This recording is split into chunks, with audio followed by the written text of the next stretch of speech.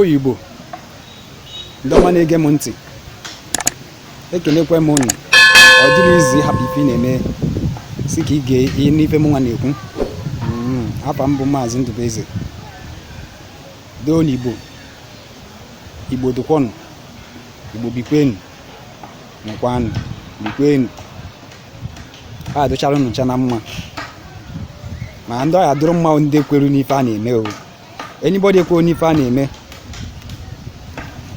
mana onye anaghị eburu onye abụjerie onye eze Jizọs ka ọ saa ya oshu ụdị ka ụwazurike ekwesịghị ibujere ụwazurike onye eze Jizọs ka ọ saa ya oshu ka ọ gbaa ya ọtọ saa ya oshu dịka ọsọ ụchụ dị nwoke ahụ n'ahụ ụchụ dị nwoke ahụ n'ahụ ife nna mmeta dị na-eso so nwoke a ọwa ọkụkọ ana m ife ọ na-akọgheri gbasara Eastern Security na Nnamdi Kanu na ekwesịghị inwe Eastern Security na Yoruba nwere amatekwu maka ife ha nwere Hausa people nwere ndị own maka na ha nwere na insecurity ebe a na Igbo dị oke ọmakwa n'ife a na-akọ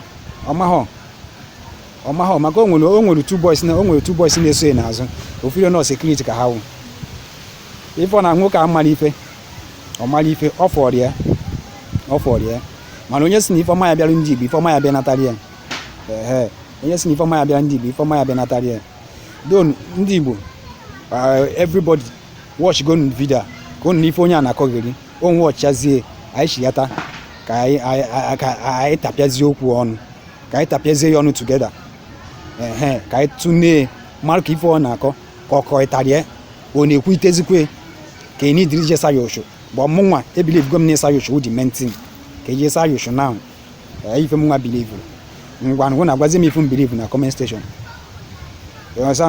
gwazie m ife m na comment section. One of the reasons why I started the struggle for Biafra in 1999 was because of the killing of Igbo in northern Nigeria and some parts of Nigeria, the disruption of lives and property of our people in northern Nigeria and other parts of Nigeria. But over the years, we have tried to reduce the tide. Moreover, since after the so-called 90 days debacle, I've been in constant touch with the youth leaders of the North. Most of them come here. And I have always told them that my biggest problem with the North is the killing of people in the North. And they promised me that should stop. And that has stopped to a great extent. On their own part, they said I should secure the lives and property of Northerners in the southeast, which I agreed. It's been working. There may be some infractions. Every community, every society has its own level of crimes. There is no society that is crime-free. There is no society that is crime-free. There could be some infractions. One or two Igbos could be killed in the farm. One or two of our sisters could be raped. Very unfortunate. But then, it does not mean that all Igbo ladies are raped on a daily basis, or all Igbos are killed. Even during the kidnapping saga that involved one of our own, Evans was doing kidnapping in Lagos, but Evans is an Igbo man. Does it mean that all Igbos in Lagos are kidnappers? No. Even in the north, we cannot say today that all Igbos in the north are holy. Some could be criminals. But it doesn't mean that all Igbos in the north are criminals. If you look in Nigeria today, the southeast is the safest zone among the 6 zones in Nigeria. The Southeast is the safest zone, is the most peaceful zone in Nigeria. Even if they are having a Amotekun in Lagos, in the west, and Hisba in the north, we don't need those things in the Southeast. We don't need them. I'm being frank. If we really needed them in the Southeast, we would have had them. We would have had them. So all this playing to the gallery doesn't make sense to me. It's a caricature to our people. It's a laughing matter. It's laughable. You gather a number of youths in the bush dancing with a stick. Doesn't make sense. All these things have regulations. The Hisba in the north has the backing of the law. The Amotekun in the west has the backing of the law. They work with the police. They are regulated. If they arrest people, they hand over to the police. But if you gather people in the southeast without the backing of the law, anything you do is a nullity. If you die in the process, your death is of no consequence. Our people should understand. Anything you do without the force of the law backing you is a nullity. I'm talking as a lawyer of over 30 years standing. Our people should learn. Our people should learn.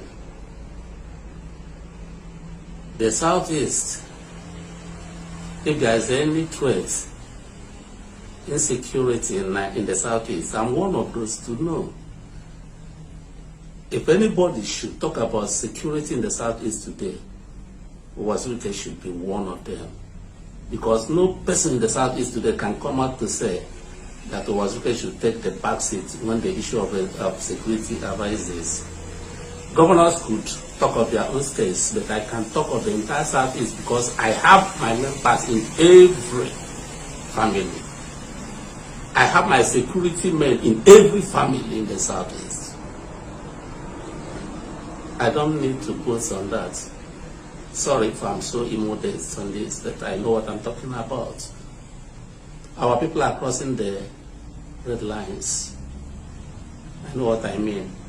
By assembling the young guys in the bush, for whatever reason, sends a wrong signal to the north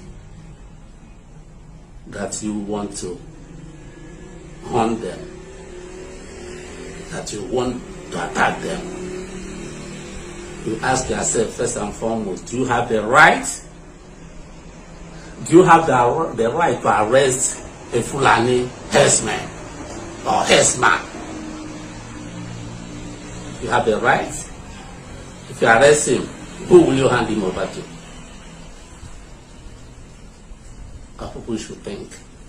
I know when it came the other day, our people were being harassed in the north. I was the one that went to Ariwa House in Kaduna and discussed the issue.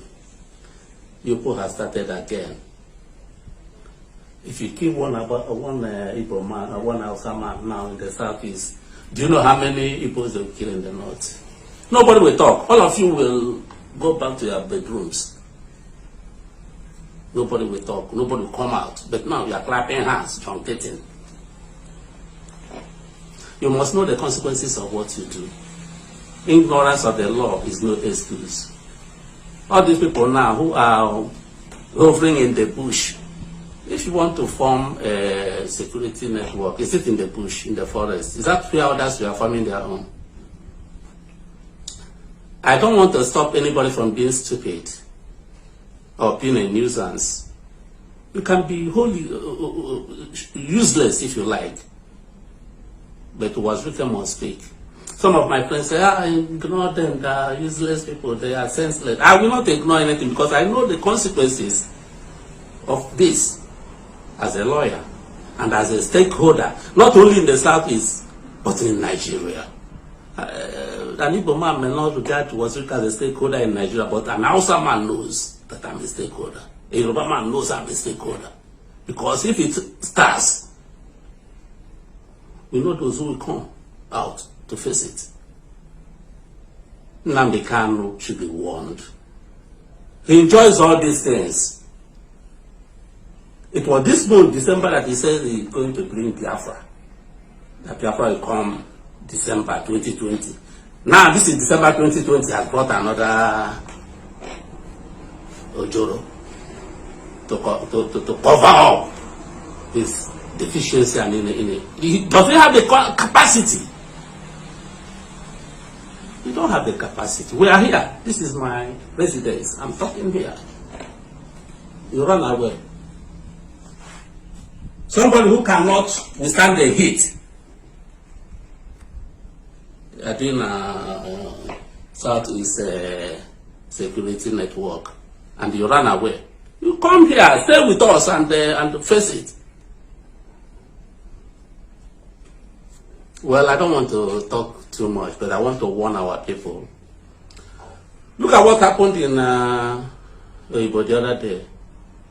So many people were killed and massacred. Nobody talked about it. The international community didn't bother themselves because they felt that those who were killed were terrorists because they were branded terrorists.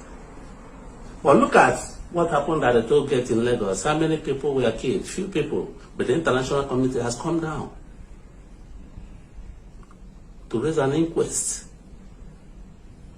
to find out. Igbo should know themselves. These boys now who are in the bush, if the military men surround them and kill all of them, they die for nothing. It's of no consequence because they become terrorists. Because if you are doing a lawful thing, would you be hiding in the forest to do it? A word is enough for the wise. Thank you.